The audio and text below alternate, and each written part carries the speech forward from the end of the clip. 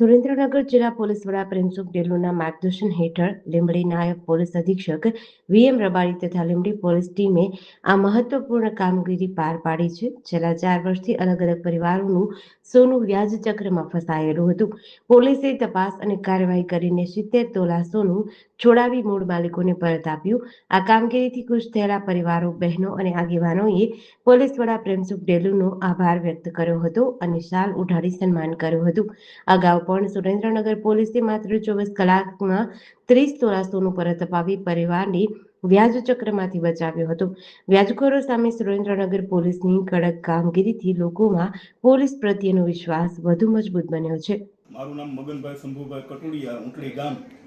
ઘટનામાં તો સાહેબ એવું હતું કે અમારા ભાણો અને અમારા બેન, અમારા ભાણિયું બધાયનું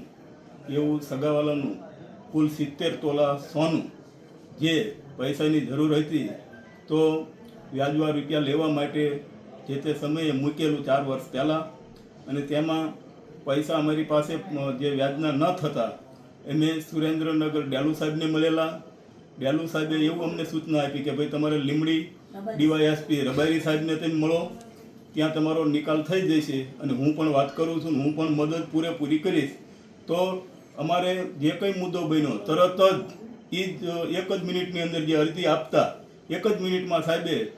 જે પોલીસ ખાતું અમારું જે લીંબડીનો સ્ટાફ, પીઆઈ સાહેબ, પીએસઆઈ સાહેબ,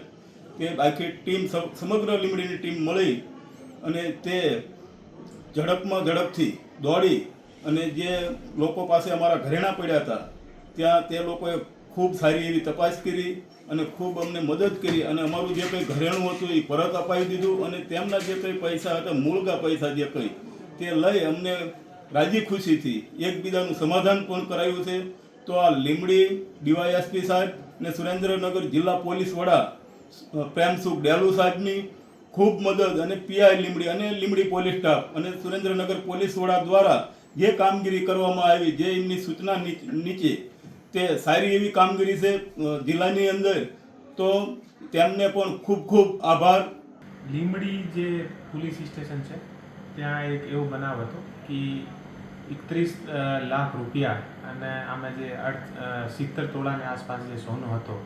એ વ્યાજ બટા આધારિત લોકો લઈ લીધો હતો. તો એવી ન્યૂઝ મળ્યા પછી જે ડીવાયએસપી લીંબડી છે એ લીંબડી દ્વારા આ જે સંપૂર્ણ જે કાર્યવાહી હતી અમે બહુ સારી રીતે લીંબડી દ્વારા કરવામાં આવેલ છે. જે વિશાલ રબારી દ્વારા અમે શૈલેષભાઈ જીવણભાઈ કાગડિયા કરીને અને કોળી સમાજના એક વ્યક્તિ હતા, આના પરિવારની જે મહિલાઓ હતી આનો ટોટલ 70 તોલા જે સોનો હતો એ લઈ લીધો હતો. તો આ જે એ લોકો, એ બહેનો અમારા ઓફિસ અને વિશાલ પાસે ગઈ તો આ પર ઝડપથી કાર્યવાહી કરીને અને 2 દિવસના અંદર જે 70 તોલા સોનો હતો એ અત્યારે પોલીસ દ્વારા આ તમામ બહેનોને પરત અપાવ્યો છે અને બહેનો અત્યારે જે છે અમારા ઓફિસ પોલીસનો આભાર માનવા માટે આવી છે અને લગભગ જે 70 તોલા સોનો છે એ અત્યારે 1 કરોડના પ્લસના રૂપિયાનો છે.